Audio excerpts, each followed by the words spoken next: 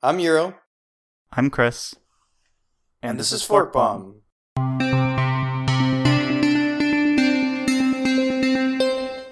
Tuesday, May 9th, 2017, Episode 9, Automate All the Things. So we have a special guest on again. By again, I mean he is a returning guest, Eric Renfro, all-around great guy, and he's been working on something interesting that he's been telling me about via Skype for the past week or two, and I keep not having enough time to go back and read all of it, and so I figured this would be an interesting platform for you, Eric, to talk about it and tell us all about it because it does sound really neat. So, welcome back. Well, thank you. Glad to be back. So, what are you working on? That's a big loaded question by itself because what I'm working on, let's see, first part I'm working on is just a simple garage door opener. But overall is a system for my house that automates basically everything, including security and safety. Can you elaborate more on everything? I mean, can it make me coffee and Well, stuff? maybe not coffee, but like being able to know when and which doors are open and closed, being able to turn on and off lights, open and close the garage door, lock the garage door, which is one of the harder parts of it actually. Locking actual doors without changing the deadbolts that are currently in place, and stuff like that. Another neat thing that I've been working on, which I've already got some of the prototypes for, is a humidity sensor for the bathrooms. So you want to take a shower, and you forget to turn on the vent, it just automatically turns on. And automatically turns off. Exactly. So, the first I had heard about this is when you said, hey, I have an oscilloscope, and I'm reverse engineering my garage door opener. So... normally, I know you as a systems engineer, you deal primarily in software, but every once in a while you get on a wild hair and go on a tangent that I didn't realize you had a talent for. Like when you went Python programming crazy and now you're diving into hardware. So could you tell us about the garage door opener part of it? What you did when you reverse engineered it and what you're building with it? Sure. So, I was learning how the garage door opener actually worked because I have one of those LiftMaster Security Plus 1.0 models, which is, a few years older. So it's still got the old analog signals that goes through it. And I have one of those 3-button control panels that lets me turn on and open the door, turn on and off the lights that are on it, and you hold down the third button to engage the radio lock. Basically, that just prevents outside wireless devices from actually opening it through, wireless controls like drive-by openers and everything like that. So I was like, how does that work?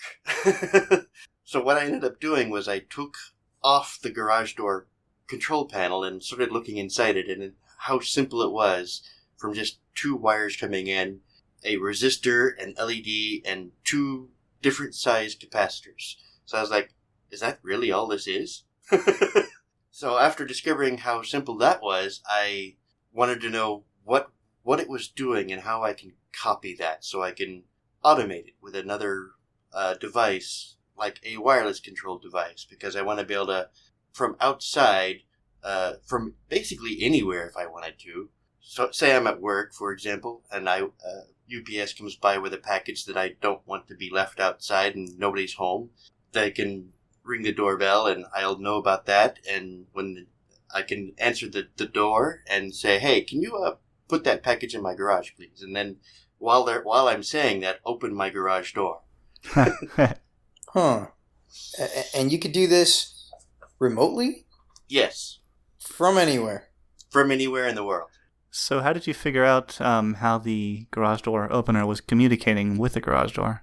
That was the most difficult part because when I first started this project, I didn't even have an oscilloscope. So I went to Amazon. Oscilloscopes are pretty expensive. They're usually around $1,000 to $3,000 easily. But I don't have that kind of money offhand. So I looked at simpler solutions that may not be as great, but could still function for what I needed it for. So I found a do-it-yourself kit. Basically, all the surface mount devices were already on the board, but I had to solder in all the through-hole devices like resistors, capacitors, ceramic capacitors, all those things. So $40 later, I hooked this thing up to my garage door opener, and I noticed that the signal going through it, through the garage door controller, through the control panel, I should say, was a simple 80 hertz constant frequency going through it. That's what. Could you back up just a little bit? So, Sure. One, you're saying you built your own oscilloscope with a do-it-yourself kit. That is correct. That's amazing. Two, pretend that neither Euro or I have ever worked with an oscilloscope. I kind of get that it's a device from the analog era. It has typically a green screen, plays sounds, and shows waveforms.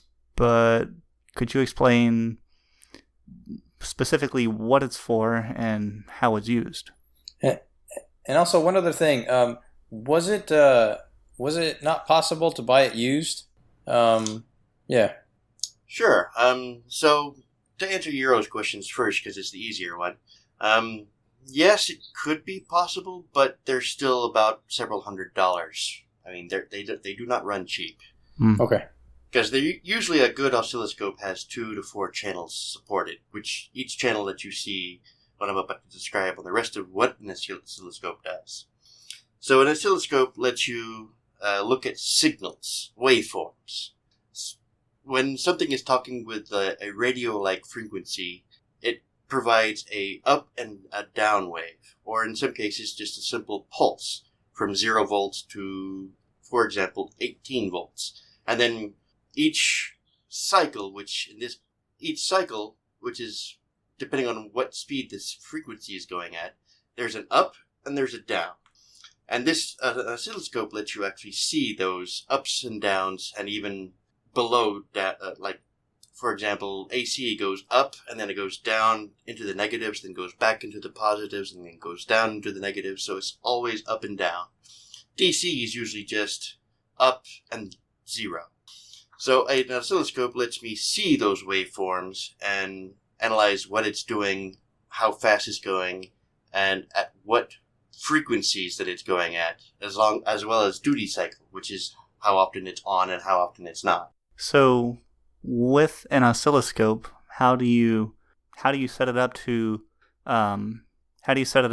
record or view or listen to whatever the garage door opener is sending to the garage? Well, it comes with a connection, a wire that you plug into the device. Usually it's a BNC style connector, very old school. Then it has, from that BNC connector, 2 alligator clips, one red, one black. Very much similar to a voltmeter, but it does something completely different from a voltmeter. Then I literally just hook it up to the positive and negative sides of the control panel, and I get my wave signals by pushing buttons. Okay, so it's not doing this over the air then? No, absolutely not.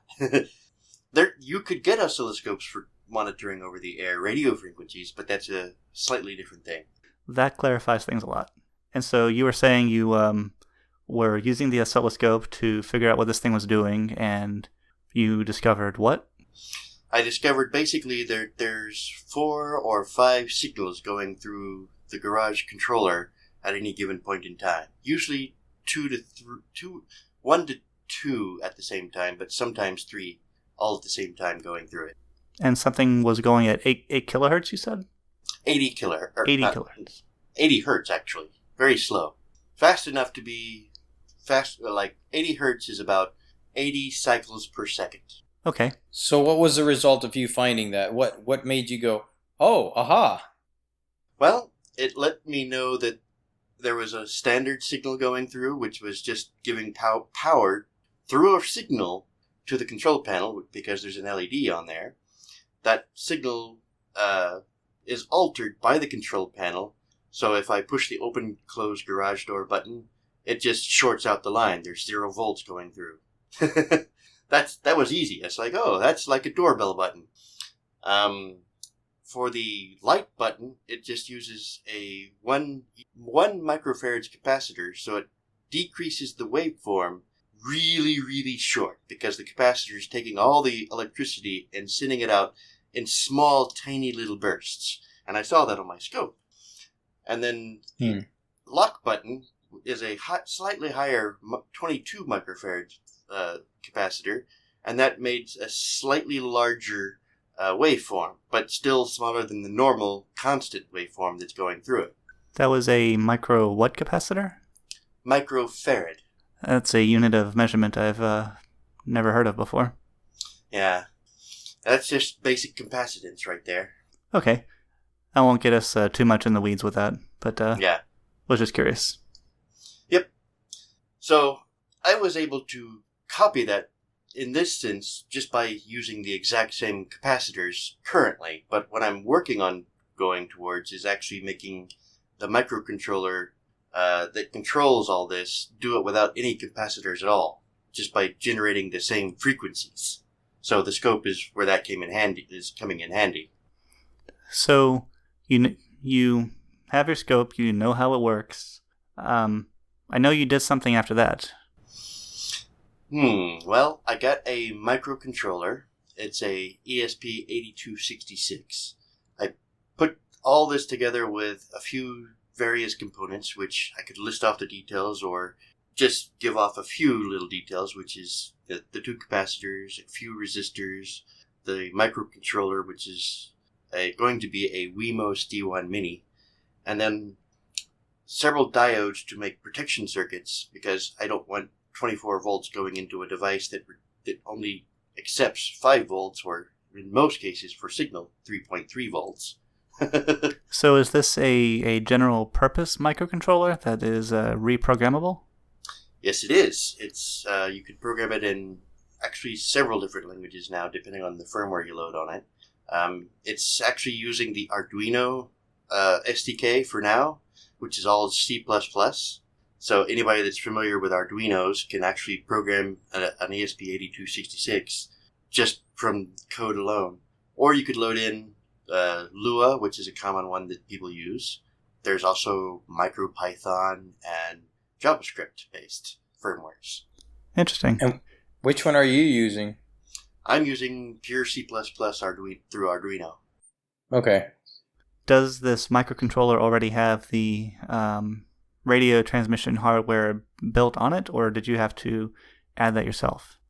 Well, the ESP8266 has Wi-Fi support built in, so that part was there. As far as the one-wire type of protocol, I had to custom program that through both hardware and software. Hardware being the same capacitors at the moment, and software being trying to mimic the signal or just reading states of things. Like if a signal is high, I can tell that the garage door is open or closed based on whether a signal is high or low. And low is, again, 0. How much of this did you know how to do before you got into this project? Very little. I knew how to solder components. I knew how to fix little things that were wrong here and there. Like, for example, a monitor goes out and you don't have a display, but you see a little light dot in the middle of the screen. That's most of the times a capacitor is blown. So I would be able to open up old TVs or LCD monitors of sorts and be able to replace the capacitor by looking at it, seeing, oh yeah, that thing's blown, and take it off, go find a matching capacitor of equal or slightly higher capacitance, because you don't want to go lower, but higher within a certain range is okay. So working with hardware at the level that I've been working at on this garage door controller is actually way beyond what I've ever done, because I've never even used a diode before. I've used resistors, but I've also burnt my fingers with resistors because I used the wrong ones. So has Google been your best friend in this whole endeavor? Google, IRC, I've actually been working with a guy that he calls himself a hack of of a hardware guy, but he really, really knows his stuff. And he's helped me a lot with the schematics, how to build it, why to do this way, why to use this kind of diode, and all sorts of different details. So resources have mostly been actually other people. That's great. That's really cool.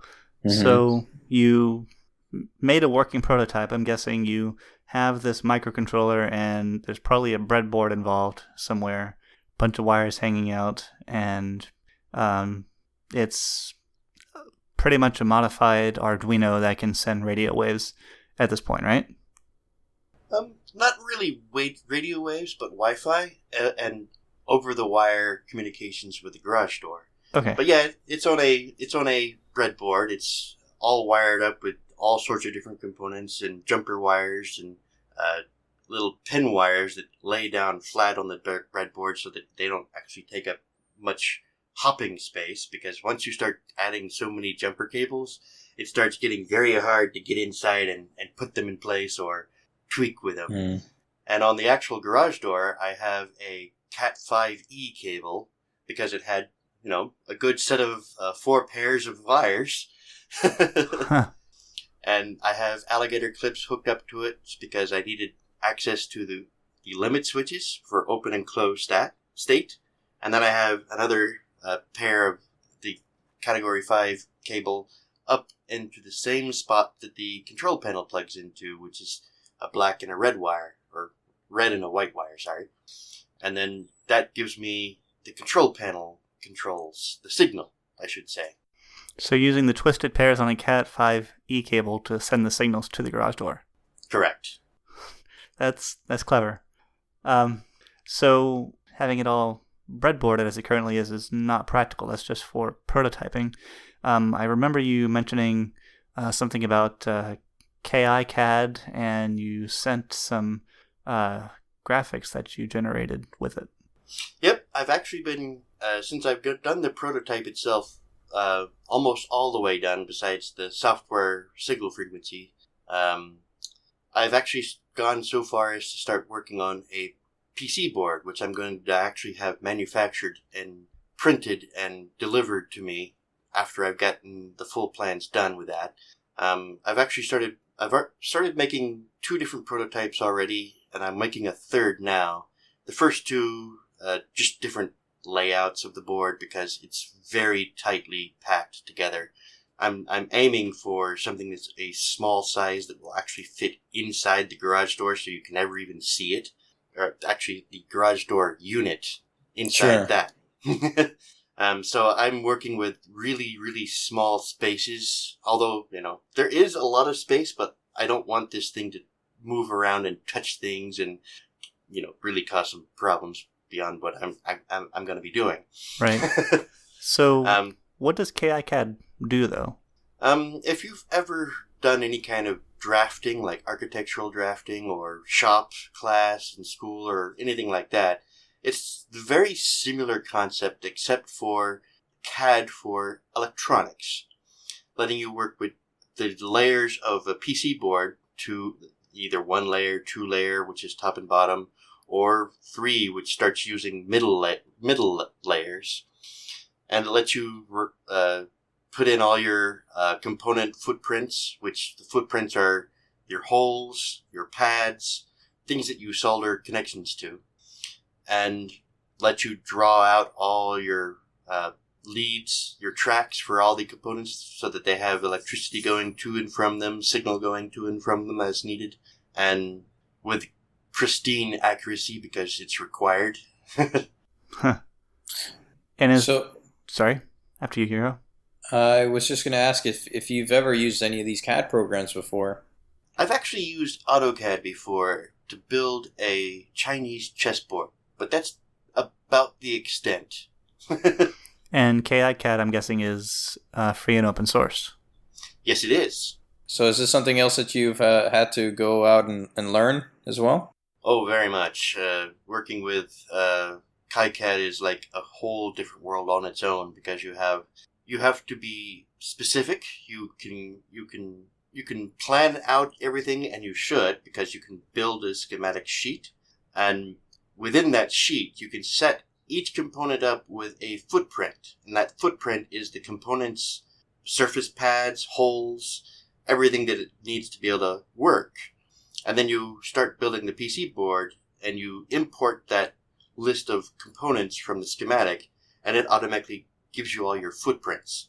But those footprints are the most important part of it, because that gives you various sizes of things, like different components have different size poles that you hook in, or different size pads that they work with.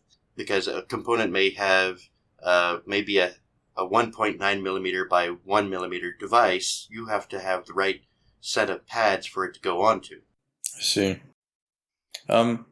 With this company that you're going to send it to, I guess all you have to do is send them the CAD file, right? The completed CAD file? Yep, and I'm probably, yeah, exactly. You send them the CAD file, and then they print it or CNC it, or however that company does it.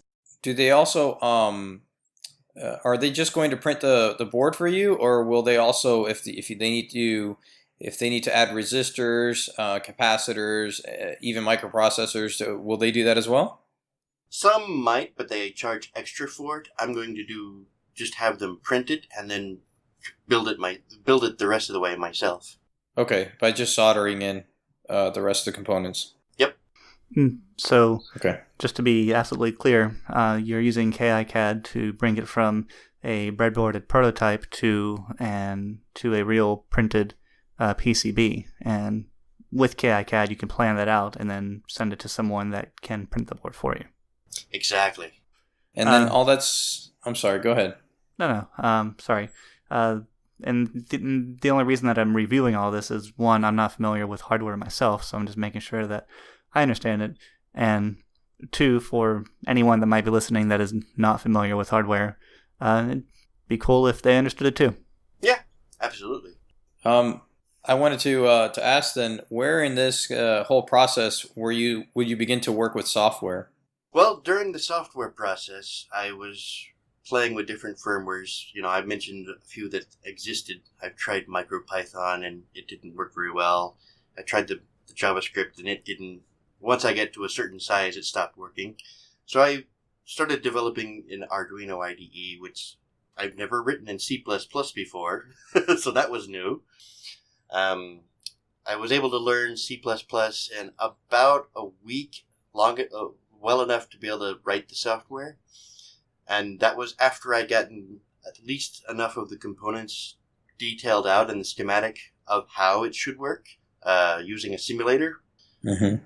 And then started writing code. And my first set of code was actually pretty sufficient, although not perfect.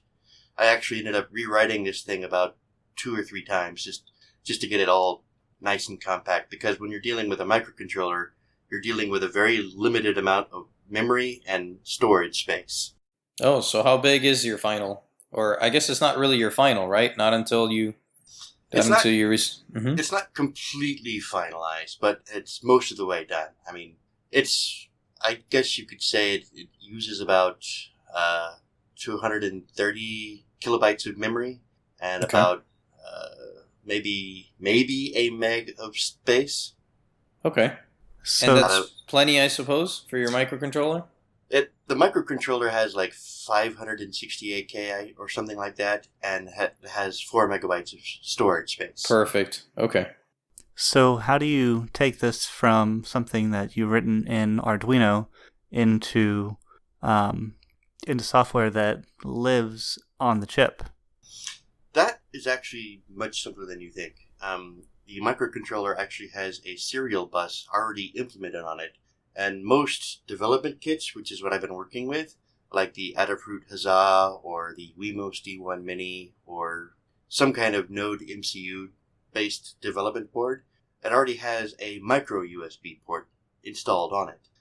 The Adafruit Huzzah was what I've been mostly working with, which actually does not have a USB port on it.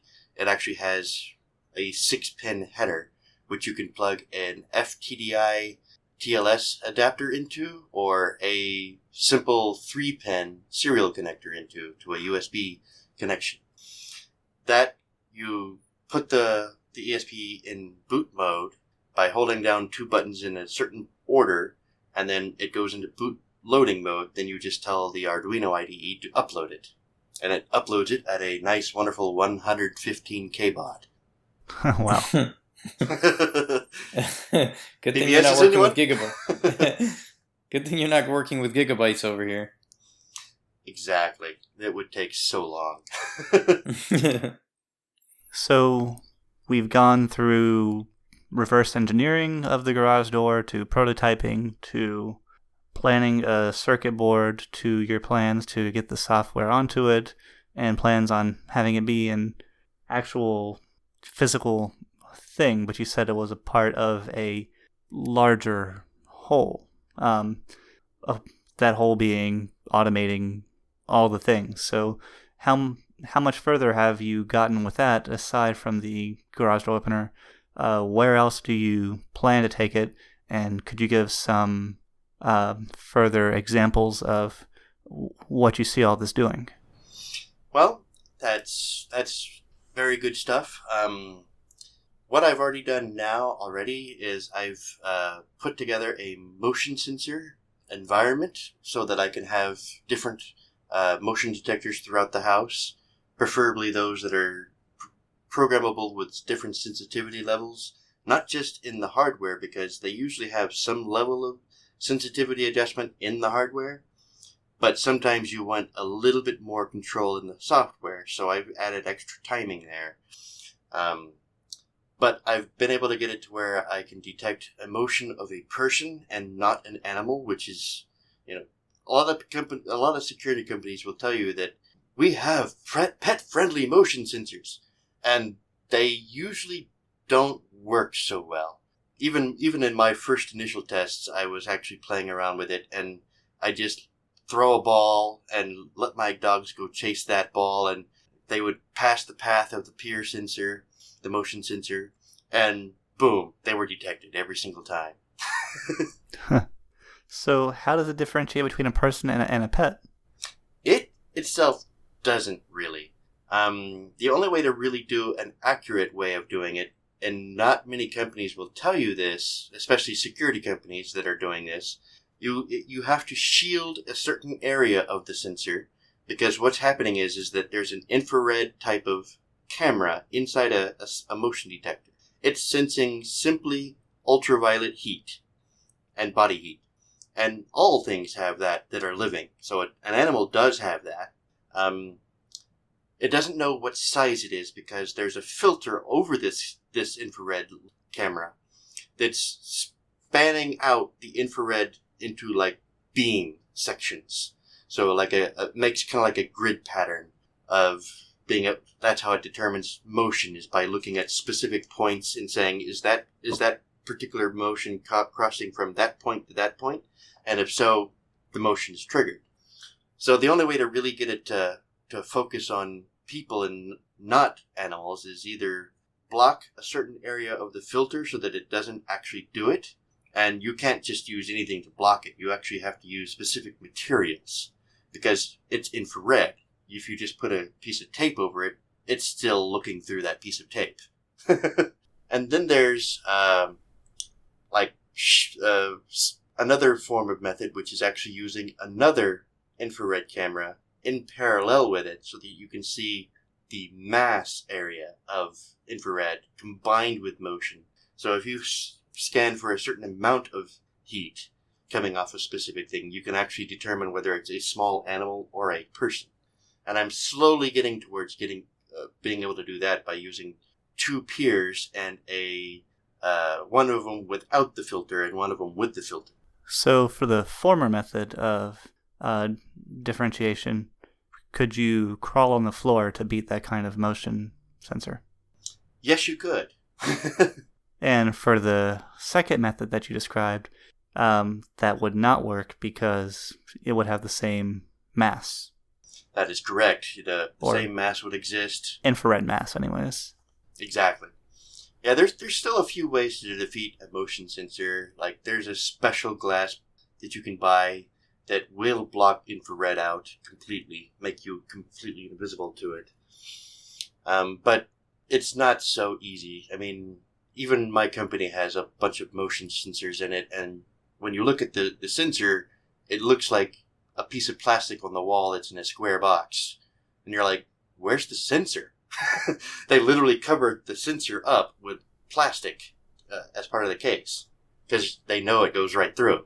Interesting about the pet part. I have a motion sensor here in my house, but I'm pretty sure my pet can set it off.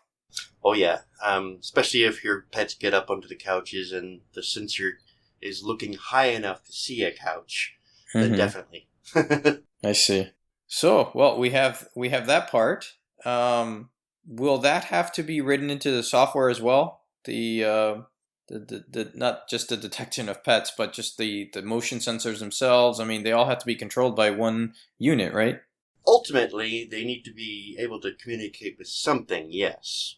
And that's where my entire design comes into play, is that I'm planning to put not just one little microprocessor, but dozens of microprocessors all around my house, all connected to a Raspberry Pi as my main hub interface for receiving communication and sending communication to each one. Will that require software as well, the Raspberry Pi? Yes, actually, because the Raspberry Pi is acting as both a communications hub and a hub for external things like, just to break it down, it speaks in a language called MQTT with my ESPs because that particular protocol was designed to be very, very tiny for certain devices just like this. That's going to manage the communication and channels, and each of the devices will subscribe to a particular topic and just listening to commands those things are being told. So when the hub sends over an MQTT command to say lock the door on this particular device, or in this case not a device but a channel, that device will say, oh, I have something to do for that particular command. So it'll do this thing. And boom, stuff happens. So the Raspberry Pi is the heart of the automation system, then. Exactly. But also, the Raspberry Pi also communicates with Apple's HomeKit and Amazon's Alexa to provide Siri, HomeKit accessory support, and Amazon Skills, or Alexa Skills, I think they're called. Stop saying the A word. People might play this on speakers. That's very true. That's very true. Although what you mean to say is the Amazon Echo. Yes, and mine actually listens to that particular word. Sorry. It's okay. But yeah, it will listen to the skills provided from those devices, and you can control it by saying different things and say, open my garage door, and boom, your garage door is opening. Nice. So you're also writing your own custom A-word skills that will interact with a daemon running on the Raspberry Pi that will then send a signal to the appropriate microcontroller to do the thing. Exactly.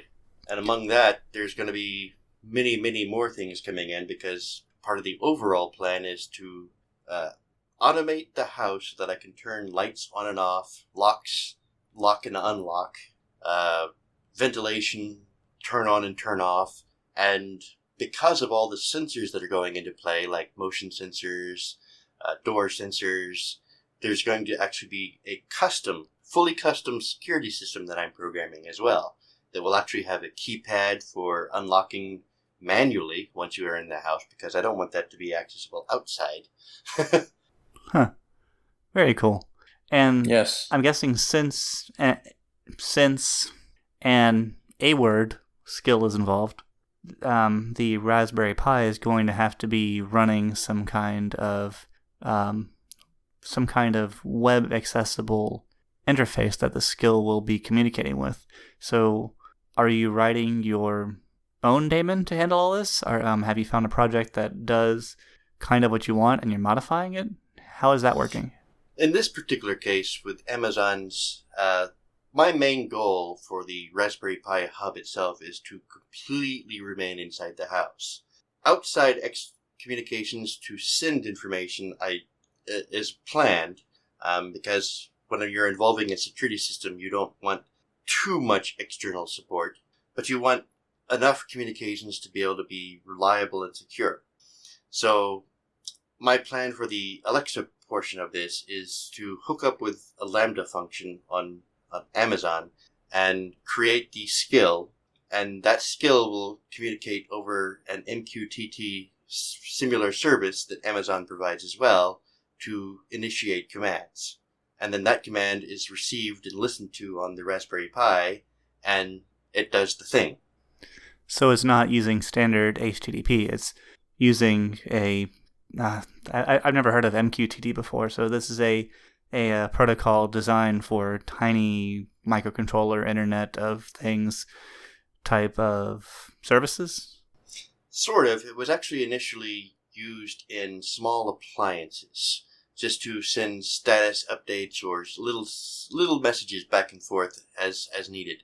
It was opened up several years ago and been adopted by the IoT industry because it's such a small, tiny protocol. I mean, you know what ActiveMQ or a queue management system is. Yes. MQTT is very similar. You create a channel, and that channel has a value, and that's all it has. You can make a device subscribe to a channel, or you can make a device publish information to a channel, and that's how simple it is. Everything that's subscribed to that channel receives that message. Everything that's pushing a topic over will just simply send that topic. I think there'll be some people in our audience that won't know what a Q channel is. Could we maybe step back a little bit and explain the basics of how this works? Sure. So basically, in several different queuing methods, you send a piece of information to a named label, for example. And that named label just kind of has this piece of information like a text document. That text document is then transferred to anybody else that's connected to this queue and requests, hey, do you have anything new for me? And it says, yes, I have this new text document. So that's the very short version of how a queue system works. So the way that the flow works then is you give a command, whether it be through your Amazon wiretapping device or however else you do it. We'll use the Amazon Echo as the example. That then goes and sends out a signal through the internet to the appropriate skill. The skill then contacts a Lambda function, which then uses MTQQ, you said? MQTT. MQTT, sorry, thank you. And adds it to the queue to tell it open the garage door or alert that the motion sensor has gone off. And then the daemon that's running on the Raspberry Pi asks, hey, is there anything for me to do? And MQTT says, yes, in fact, there is. Someone just requested through the skill that the garage door be open, and it says, okay, thank you very much. I'll go and open the garage door. Very similar to that approach, yes. But instead of the Raspberry Pi itself will actually communicate with Amazon's Q server. I forget what they call it. SQS? No. Something similar to that. It remotely connects to a service and then sits there and listens and waits.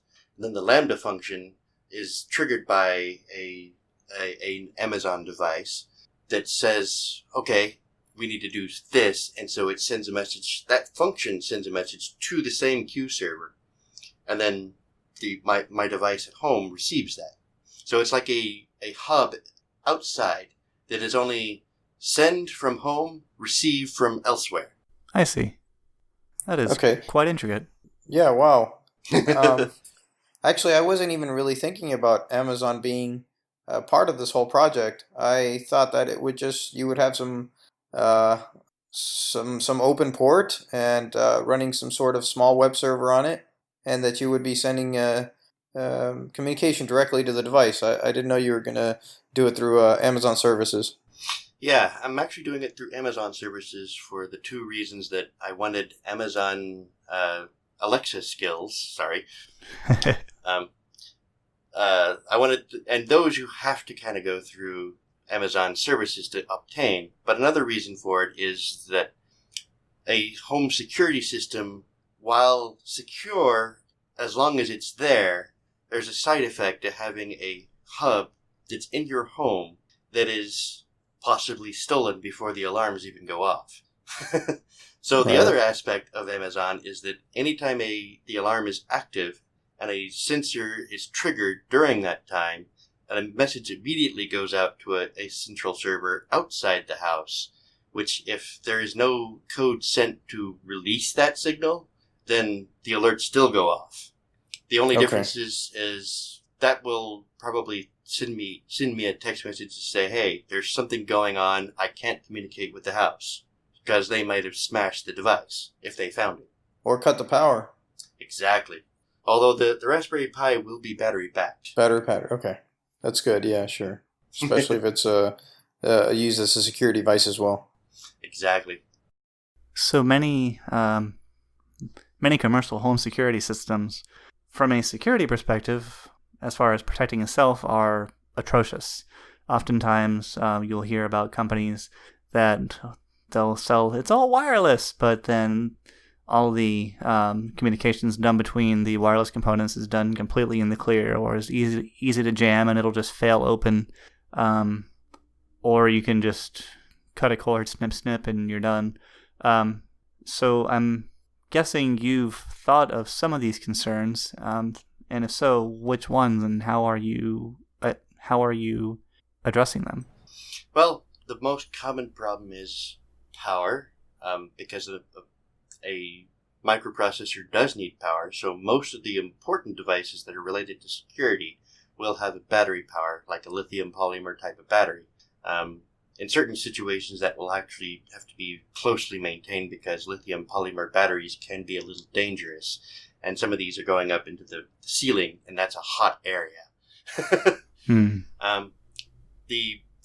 I've actually mainly started using the two protocols, which is Wi-Fi for wireless communication, because that's not exactly the most secure, but it is more secure than something like Z-Wave or XB, or not XB, Z-Wave or Zigbee. Because Zigbee and Z-Wave are mesh type of low signal networks. They're supposed to be secure and encrypted, but through recent studies and analyses, we found out that that's not really the case. As we both know from security now. Exactly. So my entire process is to actually make sure everything is secure end to end using TLS 1.2 encryption, from ESP to the Raspberry Pi, and from the Raspberry Pi to the internet to its external resources. In terms of other things, like if a particular ESP module goes offline, MQTT supports a feature, last will and testament. So if a device disconnects, it has one last will and testament that says, hey, I'm gone. And so I know about that situation. A dead man switch. Exactly. So even if the power goes off, you'll still be alerted, hey, the power went off. Exactly. The power went off. Every single one of your devices are not working anymore. But what about the internet? If I can't get out to the internet, there's still a problem that I can't get out to communicate this problem if I'm not at home. So I've come up with another third method to compare with this, which a lot of security companies equivalently do, but not quite the same way. There is a device called the Photon Electron, which Photon's the company name and Electron's the microcontroller's name, product name. It is a microcontroller with a GSM modem. So it communicates over data to a cellular network and still is able to provide network access as long as cellular is not being blocked. Is there for communication, and this is going back to that dead man switch, but for communication when there is no internet, could you perhaps program it to have some sort of maybe like a threshold, like a heartbeat, and if it doesn't detect a heartbeat, then send you a message, something like that? Absolutely. I mean, I could do that. Basically, through MQTT, I don't always have to do that. But I do plan on putting hardware watchdog timers, which make sure that the device is communicating right, and if the watchdog keeps it alive, then it continues to work. But if the watchdog doesn't see a signal that it's expecting every so often, then it'll just try to reboot the device. Actually, that's great that you mentioned. That's great that you mentioned that, because I was actually going to ask you about monitoring other devices with that device. So monitoring the health of your wireless sensors, and monitoring the health of your garage door opener and everything. I mean, is this something that you plan on building, or perhaps maybe later on? Oh yeah, definitely. At least for the hardware, the security parts of this, each one of them is going to have their own watchdog timers, which is actually going to be a simple IC processor called the 555, which is literally just a timer. I would not be surprised if you hooked Zabbix into this somehow. I probably will. For anyone that doesn't know, Zabbix is an open source server monitoring, alerting, and data graphing and aggregation tool. But it can be made to do many other things. I'm actually in the monitoring realm. I'm interested in knowing if you're gonna later on, of course, if you're gonna build some sort of a monitoring mechanism to where it sends you an email when one of your or a message or a text message if one of your wireless sensors are not working, or I don't know if you can even do it as a misalignment or whatnot, but at least not working, and up down things like that. That'd be really neat. Oh yeah. Even in a site that would have all of the sensors and probably like a green check mark or something like that. That would be pretty neat too. Yeah, I'm actually working with a few ideas for that. There's some home automation integration software that already exists that kind of come to that idea but don't actually implement the on-off state. But you can do like one thing I do plan on doing is adding a control panel, like a screen connected to a Raspberry Pi Zero that provides a touchscreen interface to control everything from anywhere in the house, as well as you can use your tablet, your cell phone, or whatnot. But along the same lines, I'm with software that exists, I might end up making plugins to do the state of things, like, is this thing working, or is it down for some reason? Mm-hmm. Right. Okay. Yeah. So that'd be actually, that's more development. So you would also have to make the applications for the tablet and phone, right? Not really. Not if I'm going with the current route that I'm going now, which is primarily utilizing the HomeKit method. But if I were to make this to work with Android or something like that, I probably would have to start developing actual software. And this HomeKit only works on Apple then, or? Unfortunately, yes, but okay. But you're scratching your own itch here, and you're an Apple user. That is true. I've gone the whole route with Apple these days. Do you Most. So, what other automation scenarios do you intend to use this with? I mean, you've covered opening a garage door through your Echo. You've covered humidity sensors automatically turning the bathroom fan vent on and off based on humidity in the room. What else do you want to do? Well, I plan on putting temperature sensors throughout the house so that I can monitor the temperature of each individual room. Because I have a room that gets so hot because there's so many computers in there, that one will have its own special temperature sensor. Not really special, but you get what I mean. One of the things I had in a former house of mine that I want to rebuild, which I think is a really cool idea, is that as the temperature drops in a particular room, then the air vent will close itself when it's at the temperature that you want it to be. So if my room is particularly hot, it'll stay open longer. But if my wife is cold in her room, then the vent will close sooner, keeping her from freezing. So it's controlling the opening and closing of the vents to control the temperature on a per room basis. Correct. That is really cool. What about I'm actually I'm going to go back to this hot room that has all the computers. Will you connect a sensor to perhaps a box AC unit or something like that would trigger it to come on? Probably not, unfortunately. I had done that before in the past where I had a dedicated AC in my office room. But adding an extra AC like that is just adding like a lot of extra cost. Especially where I live now, where the electricity company is like the most expensive in the world. Mm-hmm. So what would you do in this hot room with the sensor? You'll just get alerted if the room is too hot, and you'll go and open the door, or the vent will open, or the air conditioner will turn on. All the vents around the house that are at their current temperatures that are optimal for that room will close. And then the one in this room will actually turn open so that it cools it down. And yes, if it gets too hot, because if the door does close, it gets really, really hot. If the room does get so to a certain temperature, alarms start going off because the equipment will start getting degraded. Sure. or damaged. How about fans? You could put a controller in one of the fans. Absolutely, and you can control. I could make a device that controls a light switch or a power strip, for example, that turns on a whole series of fans or each individual fan as I want. Right. Very neat. I've actually started working on a fan unit using just a simple, desk fan, and it blows across my networking equipment.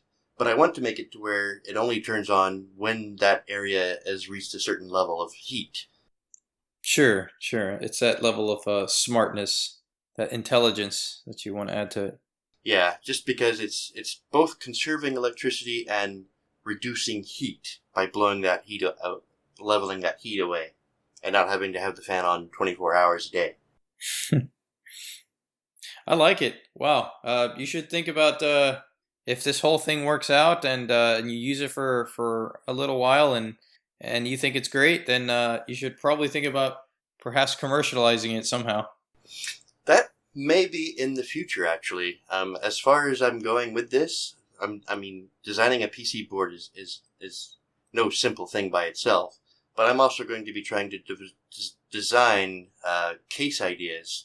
3D printing is only so good, and if you want something that's more commercial grade, you can still go with a similar approach to 3D printing, but it's industrial grade, where they use powder-based methods, and you can get very, very detailed work, and exactly the way that you want it. So, I don't know how much that costs, but we'll see. Well, typically the first prototype that costs the most. The research costs time, and of course in equipment that also costs money. So I'm sure the first one won't be cheap, but all the other ones after that. Well, here's the funny thing about cost. Guess how much I spent just making a garage door controller with all the components necessary to make it function, to do all the things that I wanted it to do, which was open and close the door, turn on and off the light, and engage the soft lock, and know the door's state without adding an extra sensor. And the oscillator? Excluding the oscilloscope, because that's a tool. $150? Oh no, much lower. $40. $5. Holy cow. Raspberry Pi Zero? Well, I'm talking about just the garage door controller. The Raspberry Pi Zero is $35. The ESP unit with all the components added to make this garage door part work, irregardless of the Raspberry Pi, was only $5 to build. How neat. Yeah. Now, getting the PC boards is going to cost me $5 more, and then a case is maybe $5 more, but $15? Sure.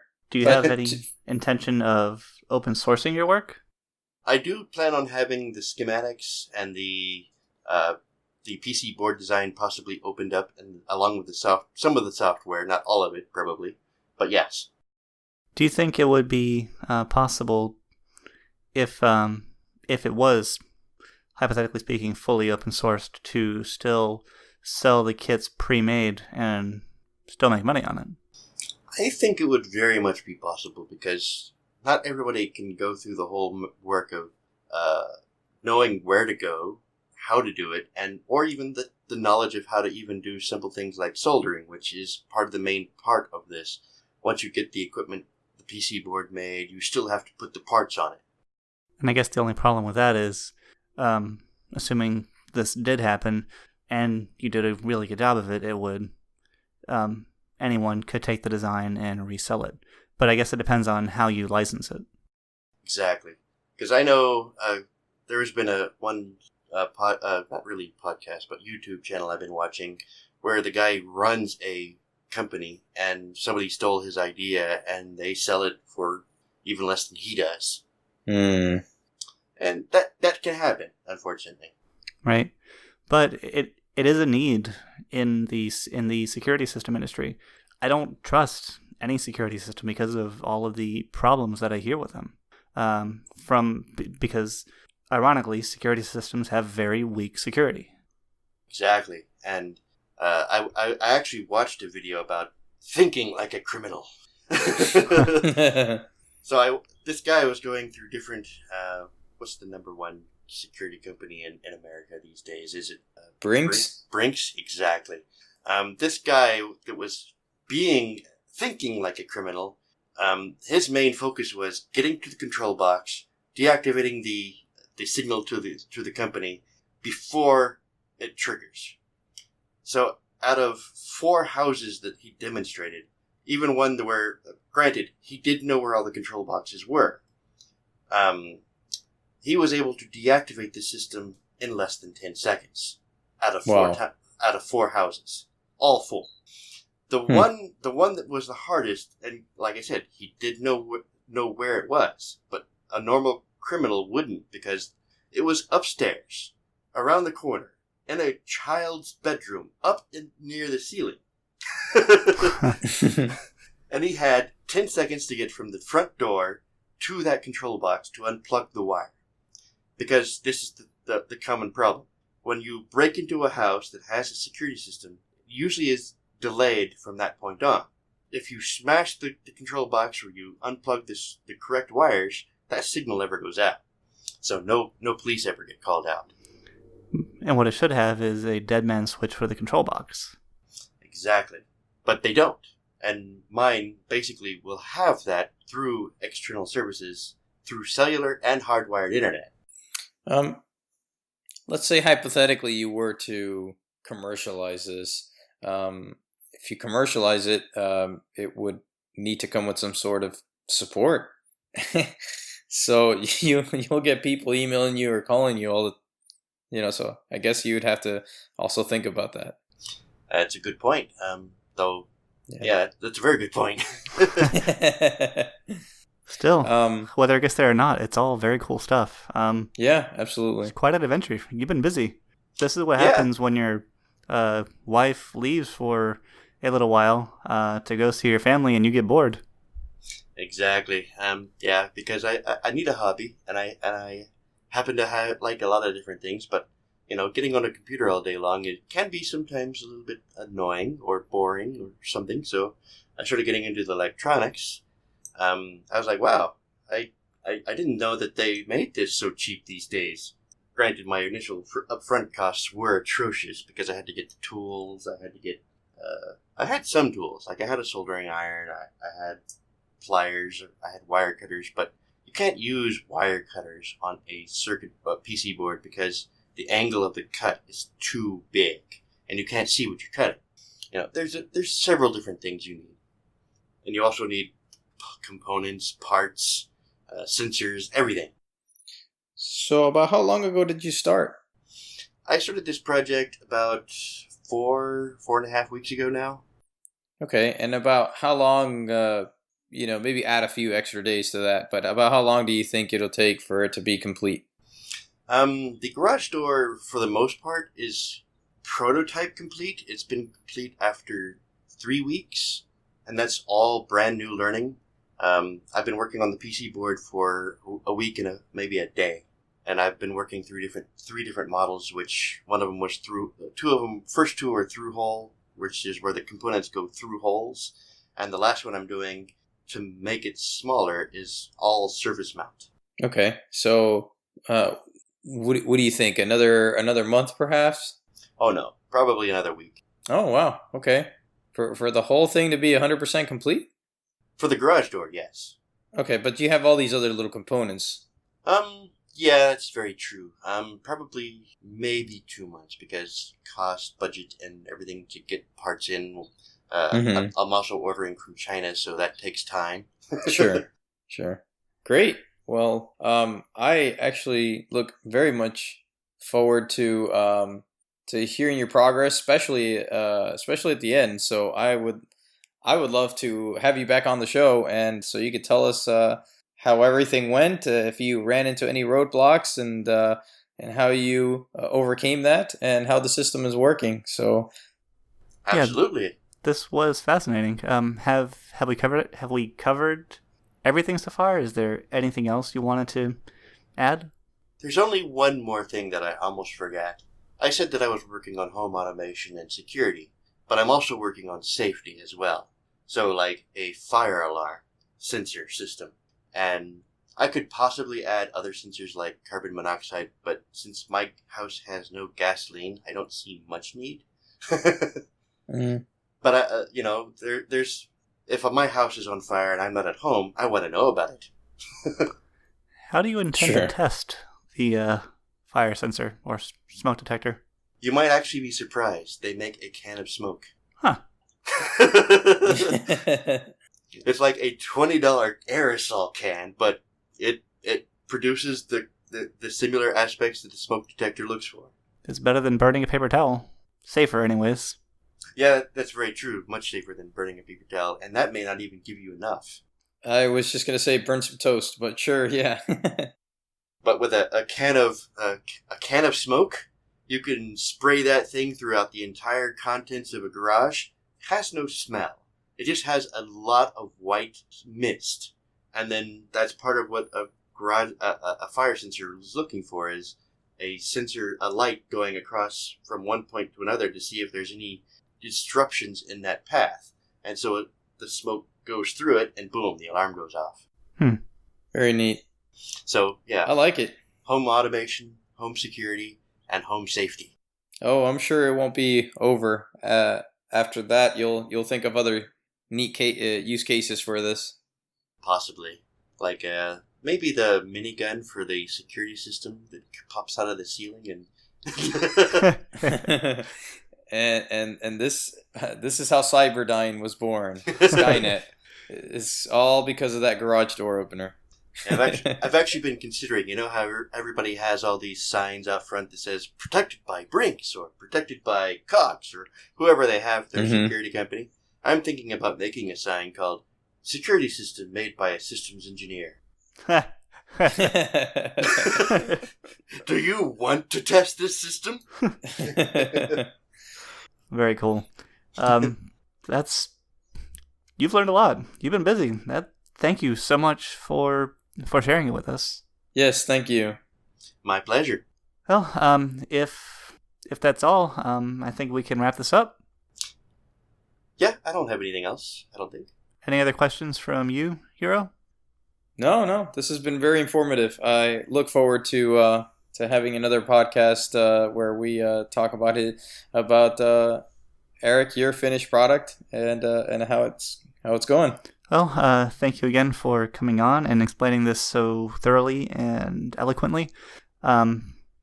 Really, really appreciate you taking your evening to spend it with us. It's been my pleasure. And that concludes episode 9. Good night. Good night.